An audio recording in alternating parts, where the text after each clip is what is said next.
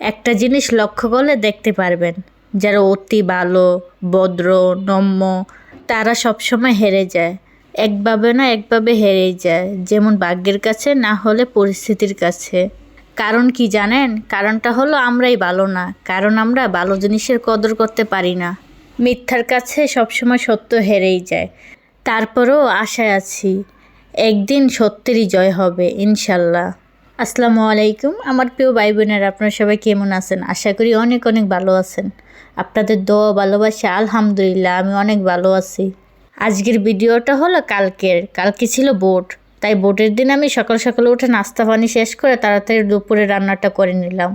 কারণ আমি ভেবেছিলাম দুপুরে খাওয়া দাওয়া শেষ করে তারপরে বের হব বোট দিতে। যে বাবা সেই কাজ করলাম।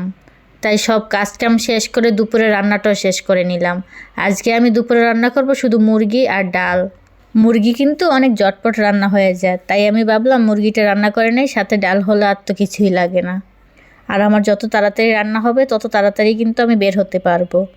আমার মুরগিটা কিন্তু কষানো হয়ে গেছে। এখন আমি কয়েকটা আলু আগেই ভেজে রেখেছিলাম, ওই আলুগুলো দিয়ে দিলাম, ভাজা আলুগুলো।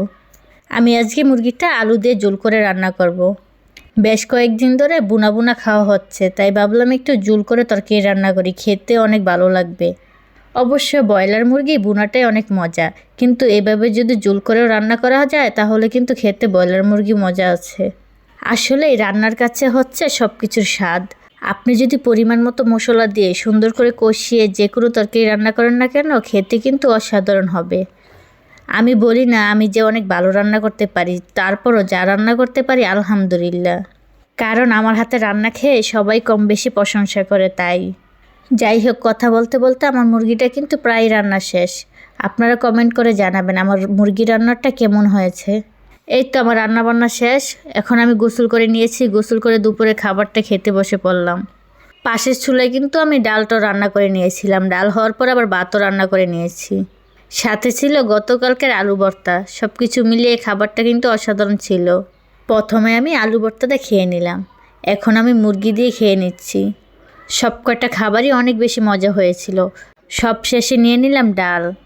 ডাল আর আলু ভর্তা একসাথে মাখিয়ে নিয়েছি, সাথে একটু মাংস ছিঁড়ে খেতে কিন্তু অনেক বেশি মজা লাগছিল। খাওয়া দাওয়া শেষ করে আবার আমার রেডি হতে হবে। রেডি হয়ে নিলাম, এখন আমি বাহিরেও বের হয়ে গেলাম। আমার মেয়েকে নিলাম না, মেয়েকে বাসায় রেখে গিয়েছি। ভাবলাম বুট কেন্দ্রে যদি আবার গ্যাঞ্জাম হয়, তার কারণে মেয়েকে বাসায় রেখে গেলাম। এই তো আমি এখন রিক্সা নিয়ে নেব।